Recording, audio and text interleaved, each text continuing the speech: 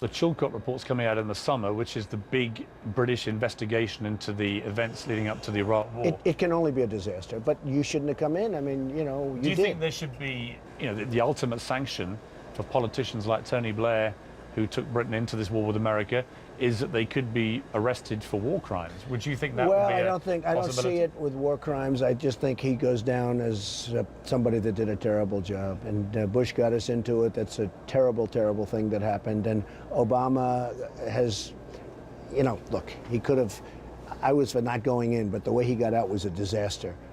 And I've always said, at least get something, to the victor belong the spoils. Keep the oil. Keep the oil.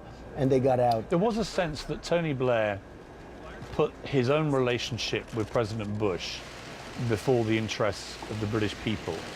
Would you respect a British Prime Minister more for standing up for the British people, even if it meant occasionally, if you were president, saying, I'm sorry, Donald, I can't help you on this? Yeah, much more. He should be for the people. He shouldn't be worried about relationship. I'm surprised that somebody would look at the Bush relationship as being that important. Tony Blair made a mistake. I mean, when he came in, you can't just go in haphazardly. You folks got involved in that mess just like we did, and now look at it. And I was being driven here by a guy in a car, and he said, you know what I like Donald Trump? Donald doesn't speak like a politician. He just gives it to us straight. All right, it may not be always the nice way to say things, but I like the way he punches. Well, we have an expression in this country, you might have it, you do have it to an extent, politically correct. We are so politically correct, like you can have a conversation with me for 10 minutes and there'll be one word that's slightly out of line that you might say or that I might say, and immediately it's a big deal. It is absolutely hurting our country. It's hurting our country because we can't tell it like it is. And I think what people are liking about me, hey, look, I went to the best schools, I'm a good student, all that stuff. I can be so politically correct like you've never seen.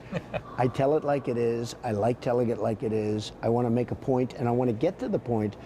But we're going to make America great again, and I think that's what people believe, and I know that's what's going to happen. Your old sparring partner, Lord Sugar, yeah, he thinks he can write a bigger check than you. Yeah, no, he's a small-timer. Don't forget, Sugar works for me. Every time he makes money, he because pays you it own part of the format of The Apprentice. with Mark Burnett.